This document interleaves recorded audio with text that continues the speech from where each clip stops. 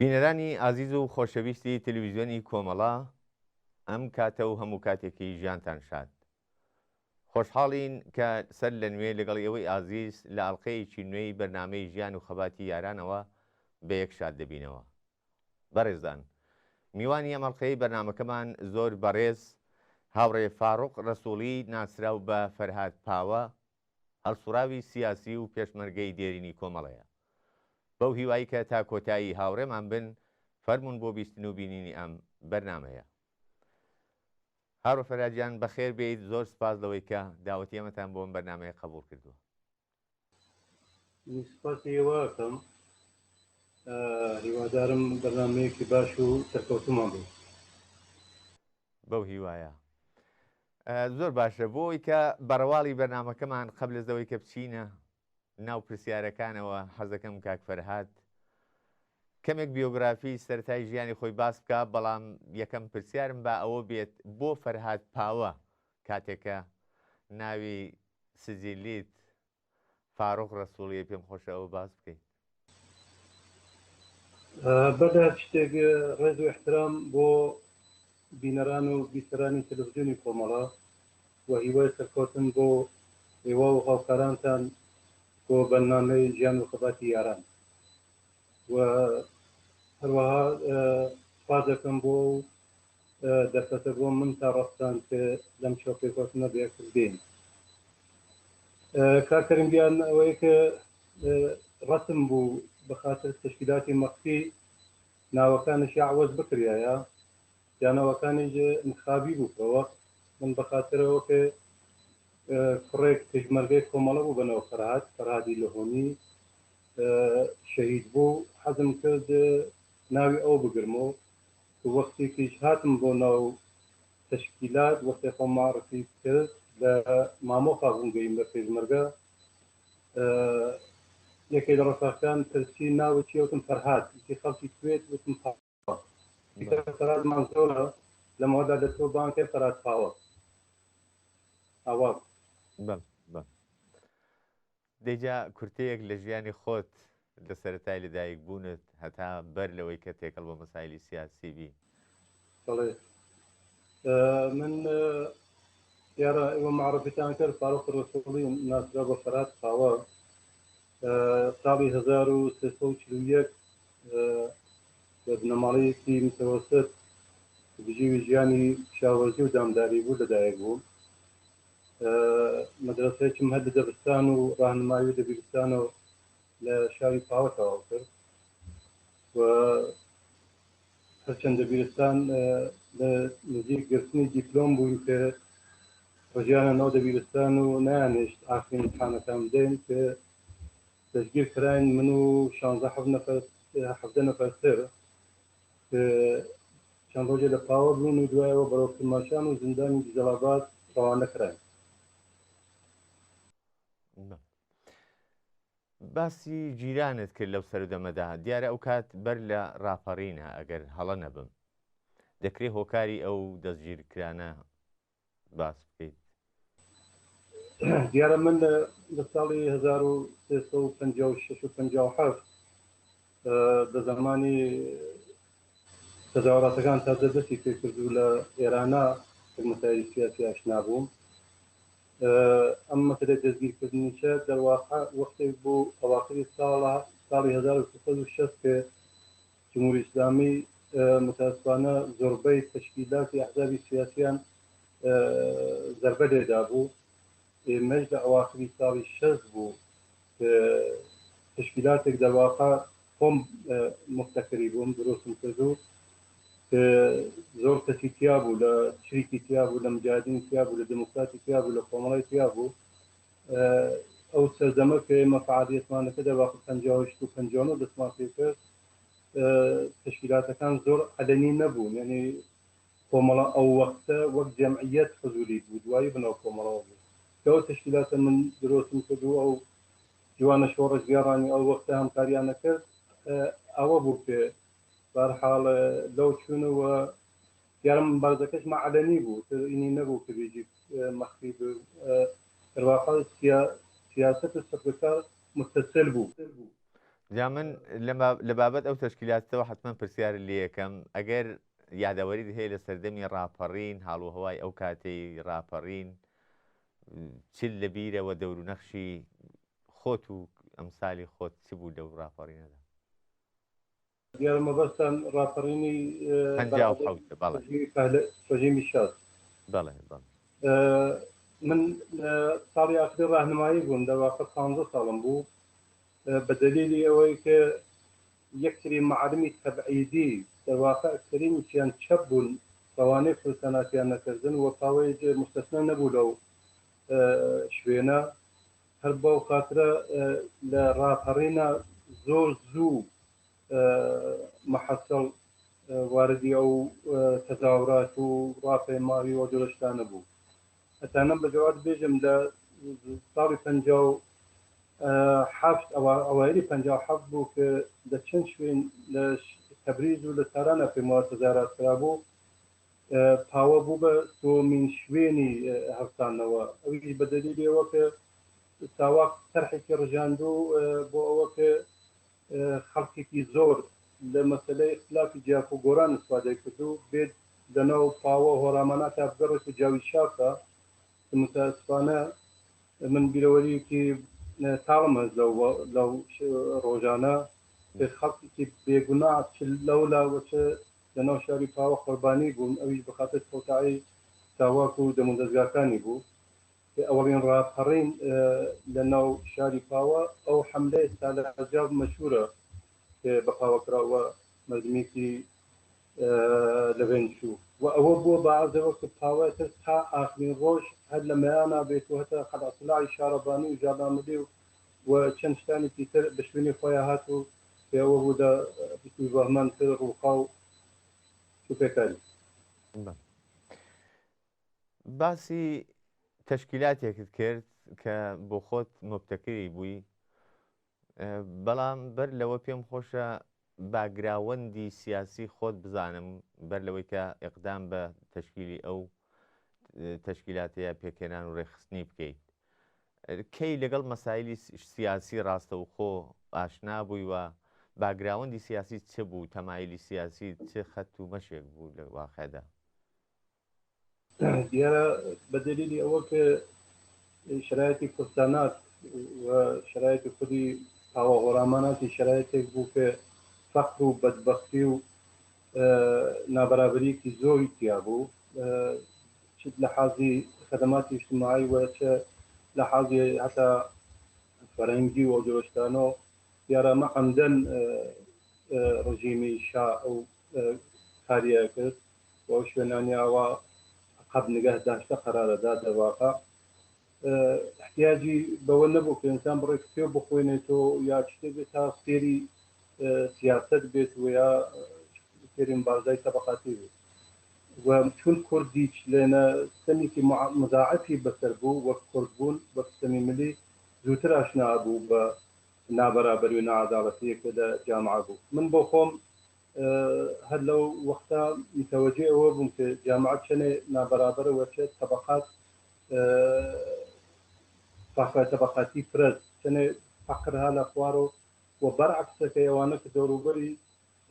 ساواک بوون و یا خانەوادەی شا بوون و دەموندەزگای وەزیر و وەزەرا بوون چەنێ زندگیکی باش و مەرەفەهیان بوو. من بۆ خۆم لەو وەختە ئەو حسی ئەوەیە کە ئەشێ عەداڵەتێکی اجتماعی بێ ئەشێ شتێک بێت کە ئەم نابەرابەریە لەبین بووە کە ئەوە بوو هەر زوو من توانیم هەر لە ساڵای 58 و 59 من بە ئاثاری مارکسیست ئاشنا بم بەڵام وەک حزبێک انتخاب بکەم حزبم نەبوو من تەک حزبی دموکرات ئاشنا بووم و ماوەیەکی زۆر وەک تەشکیلات مەخفی تەک حزبی دموکراتە کارمە کرد و ئەو تەشکیلات شەکل دروستمان کرد دەواقع من خۆم دروستم کرد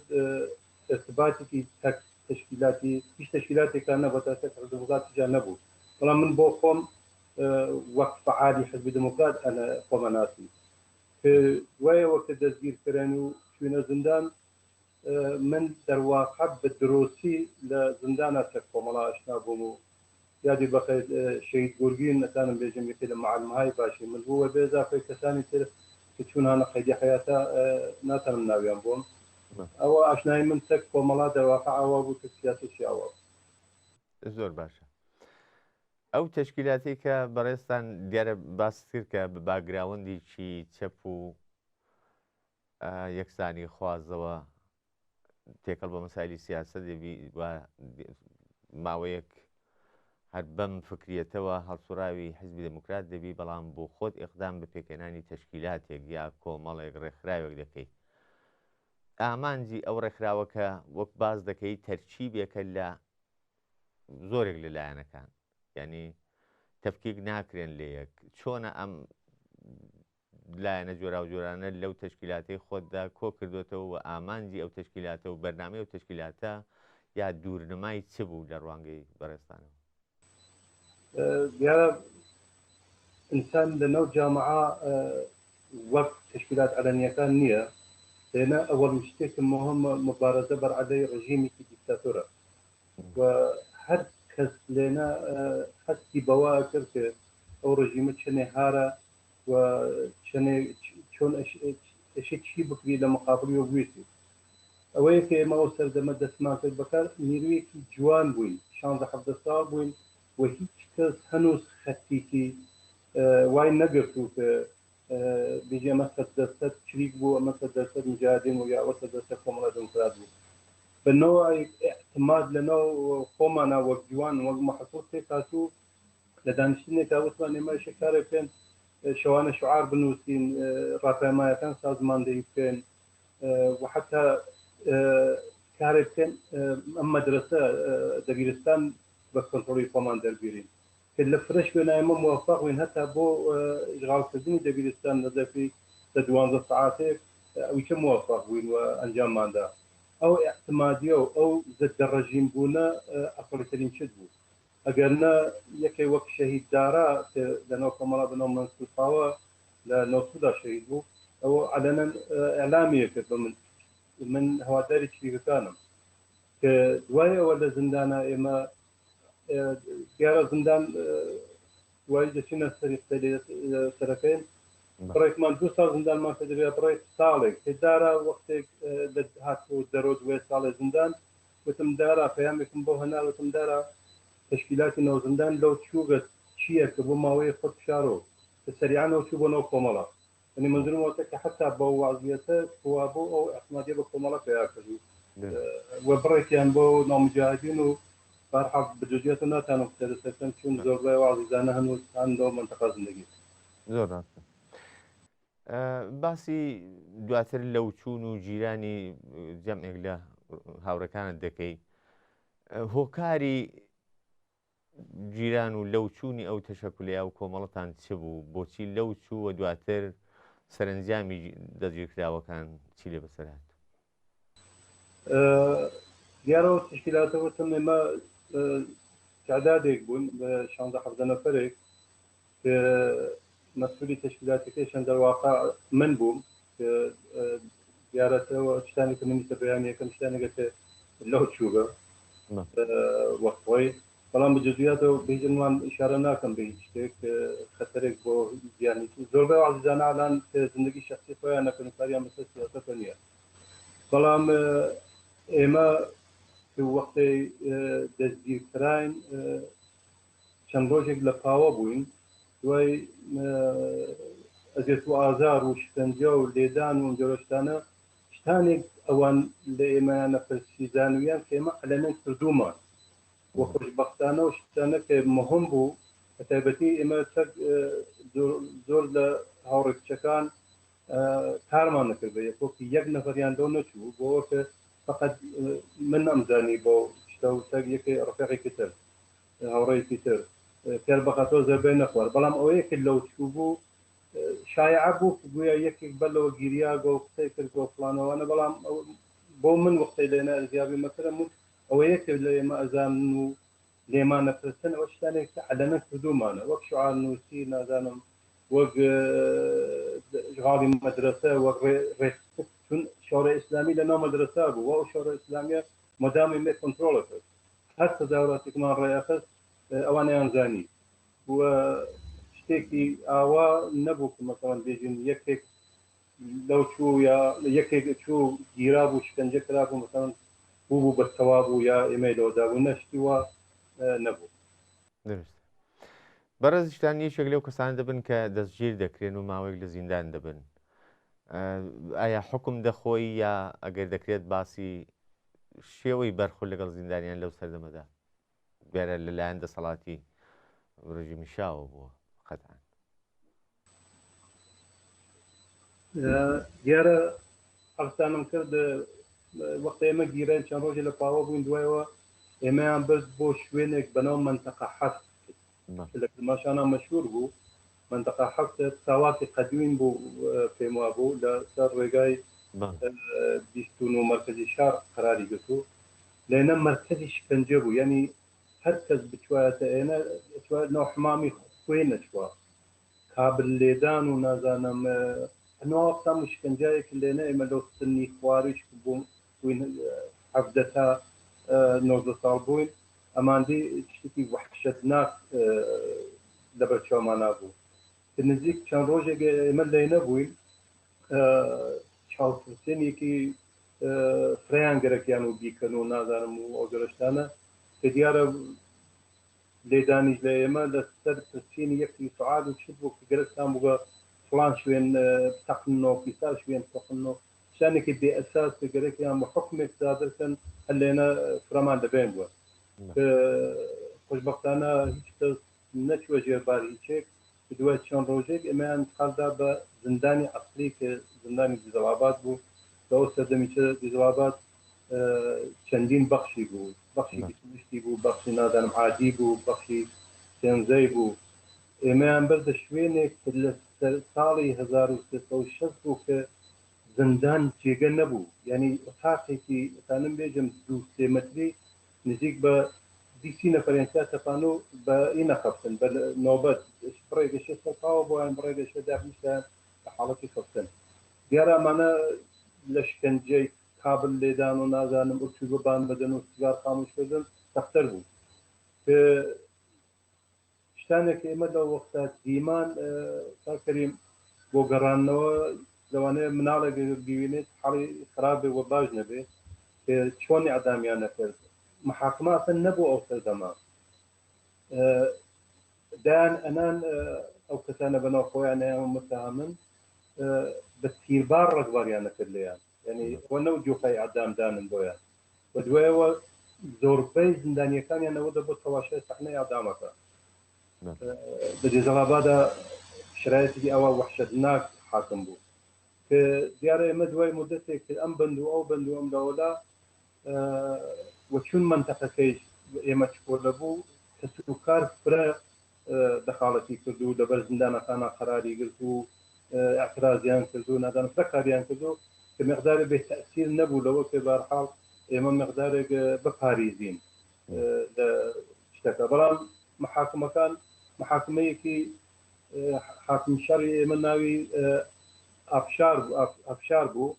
و دوایەوە لە وەسانی هاتە جێەکەی بەڕێی زندانەکەی چی کەسی بوو بەناو نوریان فەوق العادە ئینسانێکی جەنایەتکار و خۆی ئەچوا جۆخە تیرەنازیەکە لە ئەو کەسانەکەی ئەعدامەکرێ. دەرە سوورەت ئێمە لەو 16-17 نەفرە چوارمان بە 2 ساڵ محکوم کراین بەقێ بە 1 ساڵ کە ئەو 2 ساڵی کە من خۆمکەم کە درا بە من دەرواقع تەواو بوو، بەڵام هاتن بەهانەگیریان کرد. ئەوەڵین بەهانەیە کە گرتیان لە منەوە ئەوەتە کە تۆشێ بڕی بۆ مساحەبەی تەلەڤیزیۆنی سەراسەری. من وتم من ئینم تەواو بوو بە حکم تەواو بوو بە من جرمێکم نییە مساحەبەی سەراسەری بۆ چییە کە منیان بەس میانە تەکسلولی دەرواقع 6 مانگ من ئەزافەم پێشە 6 مانگ ئەزافەکە لە تەکسلولیا بوو، یعنی تەکسلولیە کە نازانم پام دا بکێشا پامەخا قەو دیوارەکە شتێکی وحشەتناک بایەتە دەرەوەش چاوبەند دەدایە ملاقات مەمنوع کردە کە ئەوەڵین شتێک من ڕەدەم کردو ئەوە بوو. دوایەوە هاتن دوای مانگ و نیمەتر مانگی مانگ و نیمەت هاتن وتیان باشە تۆ مساحبەی ویدۆینە و زندان کرد کە وتم ئەویشمە ڕەدەوە کە وتم ئەقامە ئەقڵ ئەساسی نیە شتە من حکمتەوە بووگە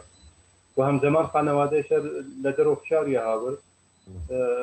بەحسەکەی ناوا بوو بەشتن بیتە دەرەوە دیپلۆمەکەت بگریت و نازانم فڵانەوەوانە کە دەحفەی سەوەمیان هاتن وتیان ئیستا ئەوانە ناکەیت تۆ بڕۆ بۆ مثال بۆ نوێژ معی سنە لە سنا وتم من سنەژنان بۆ چەچمە سنە من خەڵکی ئێنە نیم و فڵانەوە خلاصە ئاخرین شتێک مقدارە بێتاچیر نەبوو خانەوادەی بۆ من شاریان ناوەت کە نوێژی جمعای پاوە بوو کە خۆیان شتێکیان نووسی بۆ من وتیان تۆ ئەشە بڕۆ دەمە بخوێنی بە دوای شەژمانکە من ئەو کارمە کرد تقریبا 10 ڕۆژ 15 ڕۆژ دوایەوە منیان ئازاد کرد لە زیندانان لە سنی 18 چوم لە سنی 22 ئاخرەهات 22 هاتمە دەر باست کرد کە لە زیندان لەگەڵ کۆمەڵە ئاشنا بووی ئەو پێشینەی ئاشنایەتیە لە ستەریقێکەوە بوو چۆن بوو و دواتر ئایا لە زیندان کە ئازاد دەبی ڕاستەوخۆ پەیوەست دەبی بە کۆمەڵە یا جۆری فعالیەتت شێوەیەکی دیکە دیارە من بەر لەوە وتم یەکی شعارهایەک من خۆم بە دەستخەتی خۆم ئەمنووسی لەناو تەشکیلاتەکە بووین ژێری هەرچی شعارەکان ئەگە شعارێکی دەڕاستە بە هەرچی بۆیە ئەمنووسی اتحاد طبقەی کارگەران جیهان مستحب شەوی یعنی ئەوە نەبوو کە مەسەڵەن بێگانە بم بە مەسەلەیەکی مارکسیستی نە ئاشنا بووم بەڵام زەرفەکەم نەیاناسی مەگەنە کەسانێکی خۆشناو کە جەمعیەت بوون بەدوای بوون بە کۆمەڵە وەک کاعبەی هەجیجی بێژین عەبەی شەریفی وەک ساک یوسفی پاوە بڕهان مرادی هانە دەرەوە هانە سوێدە زانایەکی خۆشناو بوون بێزافێ کەسانی تر من خۆم علاقەیەکم بوو شتێک لە دەرونی خۆما بوو لە زیندانە وەختێک چووم تعدادێکی ئینسانی زۆر جێکەوتوو و خۆشناو و بێژم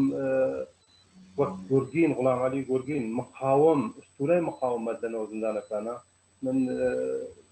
ئەوان ئاشنا بووم تعدادێک هانە دەرەوە هەن ناو شارەکانە بەرحاڵ ئەمیدوارم سڵامەت بن زندگی شەخسی خۆیان نەکەن ئاشنا بووم تەکیانە من لێنە دەواقع ئاشنا بووم تە کۆمەڵە و بووم بە جزئی تشکیلاتی ناو زیندانی کۆمەڵە کە تشکیلاتی ناو زیندانیش خۆی داستانێکی جداگانەیە و وەختەی دەوچوو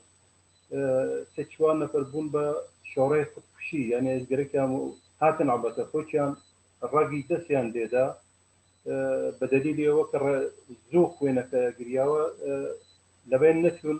سەبزوو بێهۆش لەناو دەشویەکانە هەر چواریان هاوردنە دەرەوە کە دوایی بە خاسیان کردنەوە متاسفانە تشکیلاتەکە لەوچوو ئەو پەیامە من هەناردم بۆ شەهیددارە ئەوە بوو کە دەرچۆ تشکیلات لەوچووە کە ئێمە لێنە عەمەڵەن واردی تشکیلاتی ناو زیندانیش بووی وەختێ من دوای ئەوە ئەوان دیارە من ئەمە لەو نەچوو وەختێ من هاتمە دەرەوە ئەمە بەمایانە نەزانی بوو وەختێ من هاتمە دەرەوە دیارە من سەر تشکیلاتی کۆمەڵە تشکیلاتی فرش شوێنی کە مەوجود بوون بە دەلیلەوە کە ئەو ڕفێقانە کە ناو زیندانا بوون ئازاد کرابوون وەوەی احتیمادە کە لە ناو زیندانا لە بینی ڕفێقانە پێشهاتوو لە دەرەوە ئەزشی بوو بۆ ئێمە کە توانیمان هەمکاری یەکتر بکەین و من دەرواقع وەختێک هاتن بۆ سوپای پازاران دووبارە هاتەوە بۆ شوێنی من خەوەریاندا پێم کە سوپا هاتەوە ما هەواڵتۆی جەپرسن یعنی ناو ئێوەیان پرسیرە کە من تا هاتم خەفمە خۆم ماڵمان مقدار دوور بوو لە ناو شار خۆم گەیانە سەربان سوپای پازاران خۆی کرد بە ماڵەکە کە من لە فاصلەیەکی بێژم 3 متر بەرز بوو بێ کۆش توانی پەڕمە خوارە بچم ناو جەنگەڵێک ئەوان نەزانن پێم کە دوای ئەوە هەر لە تەریقی ئەو ئاشناییە کە لە زیندانە تەگەڵ ڕفێقانە بوون توانیم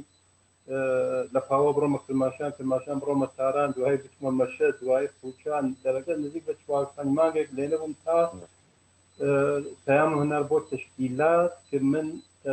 بە معجزە ناتانم بمێن منەشی بڕۆمە دەرەوە من لەناو دەرەگەت بێحەد دوورە نسبەت بە کوردەواری لە مەرجی رووسیا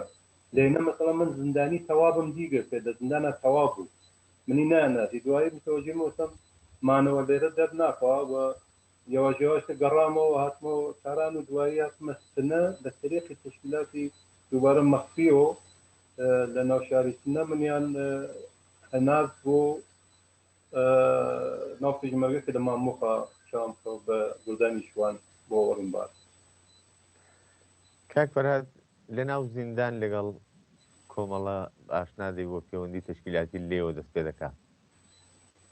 ئەگەر بپرسم جیاوازی ئایا دیارە ئەو کات جەریانەتی سەپیدی کەشبوون بێزگە لە کۆمەڵە بۆ کۆمەڵە یەکێک لەو جەریانە بوو کە شاید دوای هەمویان ئێلامی مەوجودیەت و حزوری کرد ئەو جیاوازیە کە بەڕێستان بەپێی تەشخیص خۆتان لەو چوارچێوەدا دەبینەوە وەک زەرفێک نسبەت بە چەپەکانی دیکە لەو سەردەمەدا چی بوون ئەگەر باسی بکەیت داقەت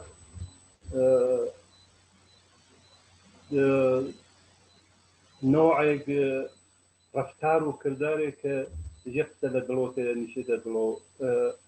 ئەو جۆرە کە بە قوڵێوەژێ مارکسیسترە بوو هەتا من لە زندان نبووم حزبی کۆمونیست تشکیل درا کە چەند نەفەر لە اتحاد مبارزان ئەو سەردەمە لێ نەبوون کە تا وەختە تشکیل لە حزبی کۆمونیستی درا جەژنێکی چکۆلەمان کرد ئێمە کەچی پێمان نەزانێ بڕێژ خۆشحاڵ بووین ئەو کەسانێک کە لەناو تشکیلاتا بوون کۆمەڵە بوون جیاوازیەکان داقەتێک بوو نوعێک مردمی بوونێک بوو خودمانیەک تیا بوو کە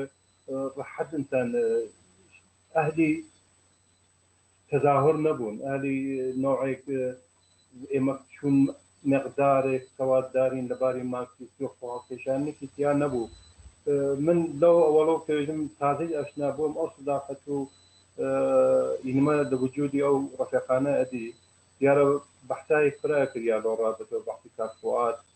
کارفوات یاسن لەو زندانە کە ئێمە بووین کارفوات سێ هەفتەیەک لێ نەبوو و زندانە عادیەکان وەختەی ئێمە مامۆد کوردین لە مۆردی احتسابێکەوە کارفوات نەخشی بوو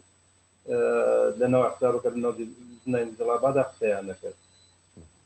بەڵێ ئەو شتە بۆ من مەقدار جیاوازی بوو و بە ئاگاهانە کۆمەڵام انتخاب کرد و ئەدامەمدا زۆر باش دواتر ڕاستەوخۆ کاتێک باسی ئەوە دەکەی کە تشکیلاتی کاران لەو دەچێت دوای هاتنە دەرێت لە زیندان ڕاستەوخۆ دەبی بە پێشمەرگە یان نا ئەگەر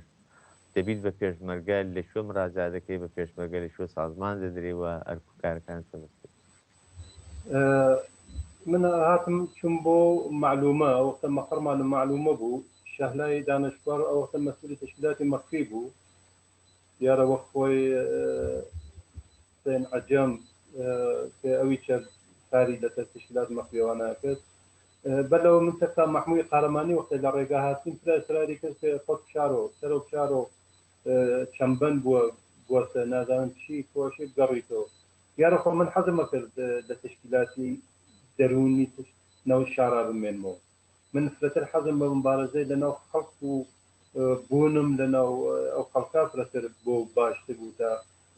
بێمە دەرەوە بەڵام تشرایەتەکە وا بۆ ئەشێ بەهاتان بەکا مەحموودیش کە مەسئولی تەکلیف بوو مەسئولی تشکیلاتای شار بوو تەوزە هەم لەکا مەحموود من ناتانم لەوە زیاتر بمێنمەوە من هاتم نەڕۆمەوە تە دەرە سوورەت وەختەی هاتین ئەوژ وتی ئەگەر چێشێ بڕێتە ئەو چکە لە مراتبەت هەیە کە من چون معلومە و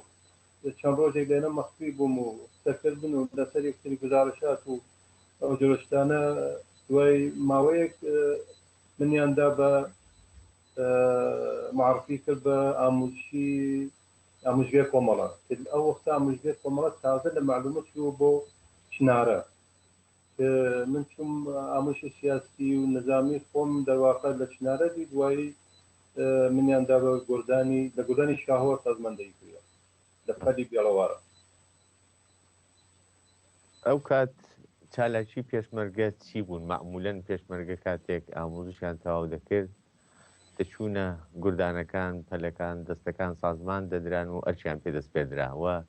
لەو ئەرکانشدا دوو بەش بەسەر دوو بەشدا دابش دەکرات تەقسیم دەکرا ئەرکەکان وەک بڵین بەشی سیاسی نظامی جیاوازی ئەم دوو بەشە سیاسی نظامیە چێ بووە بەڕێستان لە کام بەشیاندا دەورت بینی دیارە من وەختێک هاتم بۆ ناو تشکیلاتی عەلەنی تەسەورێت ترم بوو لە تشکیلاتی عەلەنی جۆرێک مقدس چاوم لێ کرد کتێوی فرێکم نەخوێندووە زانم شۆڕەشی ویتنام چوون بوو شۆڕەشی کامبۆز چوون بوو شۆڕەشی نازانم ئەمریکای لاتینیا لە هەر شوێنێکش مبارزاتی پارتیزانی کریا بوو چۆن بوو و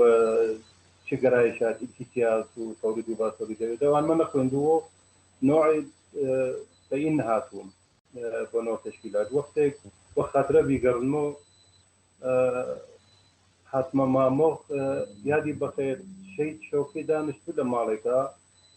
هاتم منیان معرفم یەکتری نامەم هاوردوو لەناو شارۆ کابرایەکە ئیشارە بە هیچ نەکەم کە مشکلی بووێتە بەرەوە خۆڵێ نامەیەدا پێم و وتی گلەیی چمەست بۆچە نافرستن دێمە ئەو وەختە نامەکانم هاوردام بە شەوقی یادی بەخێر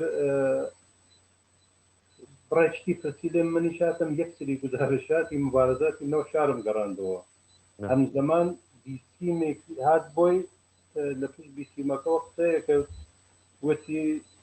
جارە بێتەوە دانەیە کاتکە بۆ لاما بە قەڵام قسەکە دوای ئەوە من یەکی لە ڕفاقانم پرسی بەناو کاک عەبدولی گوڵپەریان خۆی تشکیلات مەخفی بووە هاتووە بۆ پژمارگایەتی وتم شتێک وام نەفسە مەنزوری چی بوو وتی کاکە جیاوازی ئاشنابی منیش وەختە هاتم جۆرێتە تەواشە تشکیلات عەلەنی ئێمە هێنە بەشی نظامی ئەم تشکیلاتە دەرگیرین تەک جمهوری ئیسلامیە فعلا یەکتری قسە لە ڕابتم مەسایلی سیاسی و دۆستانە بڕەوی نییە با بچینە ئوردوگا لەوانەیە مەدرسەی حزبی هەست نازانم ئامۆژگای سیاسی هەست فڵانە ئەکری لەو ڕابتانە قسە بکەین و فرەمی کویترە بەڵام دەیرە ئیسن هێنە حاڵ جەنگە من وەختێک چوومە ئەمان مەدی وەختێک چوومە ناو دوای ئامۆژی سیاسی و نظامی بە ئاگاهانە نظامی منتخاب کرد یعنی سای مەکتب تا و جێگە بۆ بکریە لە کەوتی دیارە ئاگای سیاسی خۆمیشم هەر تەقویە دەکردەوە نەبوو نەوێت ئیمکاناتیش فرە بوو کە تەواو کارە بکەیت بەڵام لەناو پێشمەرگە لە پێشمەرگای دەسەکانەوە واحدەکانەوە گوردانەکانە دەرگیریەکی جمهوری ئیسلامی ئەو سەدەمە تەخت دموکراتە جەنگی ناوخۆیی بوو مقدارێک بەشە نظامیەکەی ئینتر بوو قویتر بوو هەر بەو خاترە منیش ڕاستەگەرەکە لە بەشی نظامی و حەزمە کرد بەشدار بم کە ئەوەڵین شەڕی من تیا بەشدار بووم وەفرە لە ڕفاقەکان شاهدن لە گوردانی ئارێز و لە گوردانی شوان و لە گوردانی شاوەخۆچی شەڕی سوورین بۆ کە 24 ساعت ئەومان لێ بڕا من بەلەوە زدەکەمین چوین زدەکەمین لە سووری ناچوون من زدەکەمینەکە بووم هەم شناساوی هەم زدەکەمین دوای وەختێک چوونە ئەو شوێنەکە قەرار بوو بچین دیمان نەئاوی تیاماگە نەحیچ گوردانێکی گوردان نەوەڵات تەمەرکزێکی گەورە لە ئارێز و شوان و شاهۆ بوو کە چوینە ئێنە خوارمان بە بێئاویەکی وەحشەتناک لەو ڕێگە دوورە ئەو شاخ و داخە لەو حاڵەتیشا یەکێک لە ئامۆژیەکانمان چوە تەسلیم بووە و خەوەری داوای مە خەوەرمان نەبوو ئەوە نەمانەزانی بلەخەرە بۆ تەقە دەوڵمانە ئەبە وەعزیەتە 24 ساعت بێئاویە بێ بڕۆ شەڕکە و بڕۆ تاوی خۆچی ڕزگارکەی کە بەهەرحاڵ شەڕێکی ناخۆش بوو کە متاسفانە شەهید قادری ماراو لەو شەڕە شەهید بوو لە بەردایەکانە کە من و ئەو یەک دوو نەفەر ڕەفاقان توانیمان یعنی شاهدنەوە حالت عەلی پەنا برایم شیروانە کە وەسەدا نەفەسیان بوو لە گوردانی شاوە بچنە ڕێگە ئەوڵە کەس نەیەتانی قسە بە زوان ئەسم پڕ بوونەوە دەمەوە گەرم و بێئاوی کە وەختە ئێمە توانیمان چینە سەر شەڕکەین و نەیاڵین کە ئەوان بێنە بان سەرمان و زەربەمان لێبن مقاومەتێک برە باش لایەنەوە ڕفێقانە هەمزەمان تێکتینیان بوو پرسییان بوو هەوای بانتر لە 45 دەرەجەی بوو بۆ من فرە جێ ئین بوو جێ دەواقع ئەنگیزەمی فرەتەکەم ڕفێقانە چۆن ئاوە بەم ڕۆحیەوە شەڕەکەن ئەوە وەڵی شەڕی بوو کە من تیا بەشداریم کرد بە شوێنەوە شەڕایەتی زۆر هاتە بەرەو بۆ نمونە شەڕی کەلی کەڕەسی کە لە مەحوەری سنا بوو کەمینێک دانرا لەو کەمینە سپەڕانی بۆ خەڵک کردە و ماشینایەکی زۆر لە سپای پازانان کەوتنە کەمین نزیک بە 30 نەفەریان کوژرا و نزیک بە 15 ئەسیر بوون یەکێکیان بەنەوە جەزیمی پێم وایە ڕئیسی تەواوی مەحوەری نەبوو کە دوای لایەن تشکیلاتەوە بەرحاڵ محاکمە کردە و ئەوەیەکی بە سزای ئەعماڵی خۆی گەیشت دوایەوە شەڕهای تر وەک شەڕی قەڵاتە ڕۆژکە شەڕێک لە پاڵ ئەساسیاوە کرا لە گرتنی پایگەی میانە مەسەن لە گرتنی پایگەی میانە من لە باسی سەربازی کردووە بەر من و چەند نەفەرتر یەکسەرە وەختێک چوون بوونەوە پایگاکە فەرماندەی عەمەلیاتێک کاتۆفێک حەمەلاو بوو فەرماندەی گشتیشی کە خەیرڵڵا کێڵا نەبوو دەگرتنی پایگەی میانەش تەمەرکزی هەر گۆدانی شاهۆ و ئارز و شوان بوو کە وەختێک چوین ئێمە چەند نەفەرەی وتیان ئەگەر بانگیان کردکێن قەرار بوو من چون تازە چووم لاجێ فارسی بێژم مە دروزەربەتی نازانم دەبیرنی ئەو وەختە دروزەربەتی فلان شوێنێ وەختێک چوونە سەر و من چووەنەوە پایگاکە دیم هیچ کەسی چکم لێ ناپرسێ سەر لە بەشێک وەک جاش دروستکرا بووم بەشێک وەک سەرباز بەشێکی پێشمەرگە بوو کە بووە تەقا زەرفی بێژم دەدەیەقەی پایگایەکی بە عەزەمەتی میانە گیرا و بەرحاڵ بە شوێنەوە پایگایەک تر گیرا پێم وایە دوای ناوەکەم دەبیر نییە وچە لە دەوروبەری ئەو کەڕەسی بوو شەڕایەتی فرە دەبیرم نین بەخاترم نین کارکەریگەن ئەوە واردی مەسەلەی نظامی بوون کە دوای ئەوە من وەختێک گەڕیاینەوە و بەرحاڵ کاروبارەکان تەقسیم کردە من وەک مەسئولی نظامی معاونی دەسە و دوایی دەسە و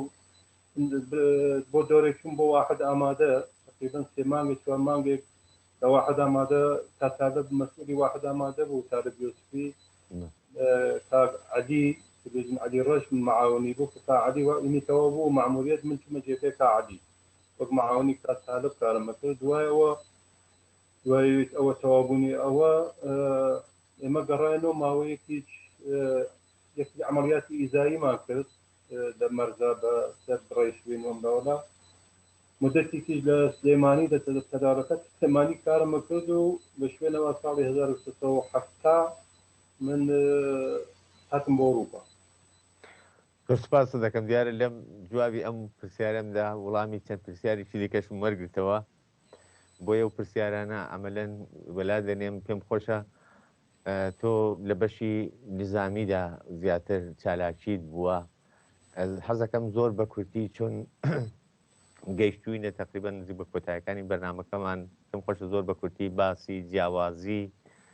هێزی پێشمەرگەی کۆمەڵە بەنسبەت لەو کاتەدا هێزی چەکداری دیکەش لە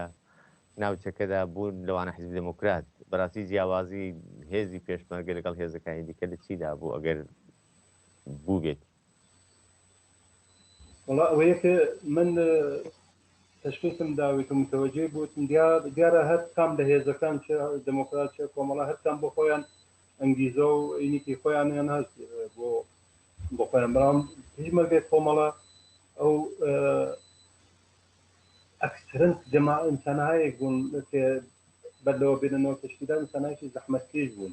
بە مەغز و ئوستخانی خۆیان نابەرابەری و نەعەداڵەتیان دەرک کردو وەختێ هاتوون بۆ ئەوە کە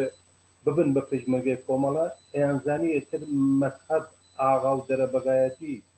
سەرمایەداری ئەمە شتێک نییە تەکیەکانی سازشکەی هەر ئەو نۆعە بووچوونە کە گوتم احتیاجی بە مطالعەی سیاسی نەبوو هەر ئەو شتێکی خۆیان دەمچیان کرد و دیویان هەبوو بە پاڵپشتێک بۆ قەویبوونی ورە بۆ بەهێزبوونی ڕۆحیە و فراوەخت بووگە بە خەشابێک توانیگە لە مقابڵی دەفانزە پازاری مقاومەت کرد و ئەو شتە لەنەو پێشمەرگەی کۆمەڵان من پێم وایە زۆر بەرجستە بوو کە حتا بەعزەنی فرەی لە فەرماندەکانی سوپان لە سپایپادەران لە مساحبە و شەکانیانە وتیان شەق کۆمەڵات فرە سەختە بۆ وەکە مقاومەتێک هەیەکەن نوعێک حتا لە تاکتیکەکانی چیان ئێمە لە دانشگا فرەیمان خوێنگە ئەوان لە ئێمە باشترە. زۆر باشە ئەگەر وەکو دوایین پرسیار لێ بکەم کە دیارە ئەو قۆناغانە بەڕاستی ئەگەر بە وردی بچینە سەری بێگومان لە بەرنمەیەکدا ناگونجێەوە حتمما باسکردن لێیان زۆر پێویستە. من هیوادارم دەرفەتی دیکە بەڕاستەکە لەگەڵ بەڕێز و ئەمسالی بەڕێزدا زیاتر لەم بابەتانەوە ورد بینەوە. بەڵام وەکو دوایین پرسیار ئەگەر پرسم چۆن بوو تەسمیم دەگری دەچێت وڵاتانی دەرەوە و ژیانی سیاسی و ئاسایید ئێستا لە وڵاتی دەرێ چۆن دەگوزێت؟ جەنگەکەم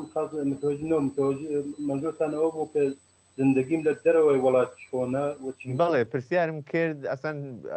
چۆن بوو بڕیارتدا کە ڕاهی دەرەوە بیوە ژیانی سیاسی و ئاسایید لە وڵاتانی دەرەوە چۆنە؟ بەڵێ بەڕاستی من بڕیارم نەدا ئەو کارەکەم وە تەسەوەری چم ئەوە نەبوو ڕۆژێ لە ڕۆژان ئەم بۆ ئەوەی چەند نەهاتووم دوای شەڕی تەوابوونی شەڕی عێراق و ئێران پرۆژەیە کەفتە ڕێگە کە بە احتماڵی ئێمە دەستگیرکەنەوە بماندنەوە بە جمهوری ئیسلامی و فکرێک لە پشتی ئەم قەزیە قەراری گرت و باشترەوەسە کە ئێمە ئیمکاناتێک دروستکەن کە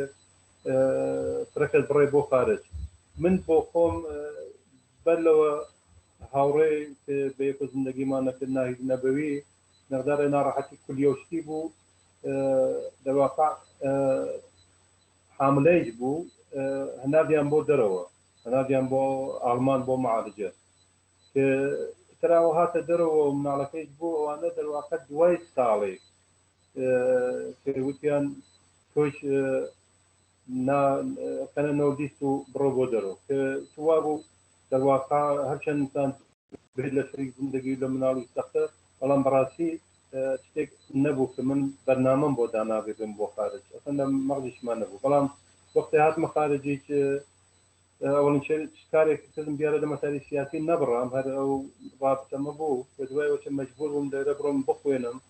کە توانیم بە گرتنی تەکنیسیەنی بەرق تانم بەرها بژێوی خۆشمان بگذێرم و کاری سیاسی خۆشم دامەوە. هەڵ زۆر سپاست دەکەم. من پرسیارێکی دیکەم نەماوە ئەگەر لە کۆتاییدا شتێکی بە پێویستی دەزانی و لە قسە باسەکانماندا ئاماژەی پێنەکراوە کات لە اختیارتدایە دواتر بەیەکەوە ماڵاوەی دابینێران دەکەیت. من لاکۆ سەری ڕێز و نەوازش دانەوەنم بۆ گیان بەخزوانی ڕێگای ئازادی و سوسیالیزم ڕاوی خانەوادەی پێشمەرگە گەیەنم خانەوادەی گیان بەخزوان نەگەێنم چون پشتوانی ئێمە وەک شۆڕش لە هەر چوار پارچە دەواقع ئەوانن و ئەمیدوارم هیچ تەشکیلاتێک ئەو کەسانە لە ڕێزیانە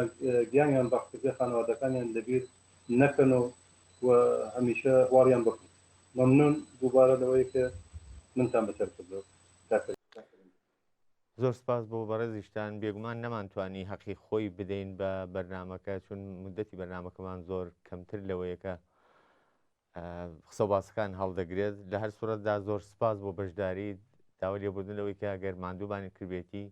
هیوادارین دەرفەتی دیکە بەڕەسێت و زیاتر لەم بابەتەوە لەگەڵ بەڕێستان دیالۆگ بکەین. بینەرانی عەزیز و خۆشەویست ئەوەی کە لە ماوەی ڕابردوودا پێشکەشتان کرا و توێژێک بوو سەبارەت بە قۆناغەکانی ژیان و خەباتی هاوڕێ فارق ڕەسووڵی ناسراو بە فەرهاد پاوە بەو هیوایی کە جێگای سوود و سەرنجی ئەوەی خۆشەویست بوو بێت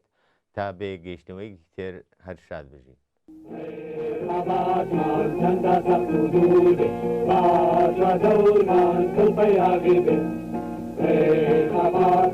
چندە زەبودود باجا دەورمان کڵبەی ئاگربێ لامرێ پیرەداهاژی زانانێک ئێمە بۆ ردێنی لامرێ پیرۆزاگی زانانێ ئێمەی بۆ دەزێنی ئامادێ بۆ دنیایەکی نوێ بۆ هەژارە بۆ دانانی کۆمەڵگەی یەکسان بۆ دنیایەکی نوێ بۆ هەژارە بۆ دانانی کۆمەڵگەی یەکسان ڕاگی زۆرداری لە ڕیشە دەدێنی بۆی ئازادی گەلمانەتێنی ڕاگی زۆرداری لە ڕیشە دەدێنی بۆی ئازادی گەلمانەتێنی ڕاباری چینی کرێکارە ئاڕۆی نامی ڕێگەی تێکۆشە ڕاباری چینی کرێکارە ئاڕۆی نامی ڕێگەی تێکۆشە ئاڵای سووری شۆڕش پەناواکە هەر بە ڕۆژی سەرکەوتنەکە ئاڵای سووری شۆڕش پەناواکە هەر بە ڕۆژی سەرکەوتنەکە ڕێخەڵاتمان چەندە سەخت و دوور باشە دەورمان کڵپەی ئاگرگن ڕێخەڵاتمان چەندە سەخت و دوور باشە دەورمان کڵپەی ئاگرگن لامرێ پیرۆزاگی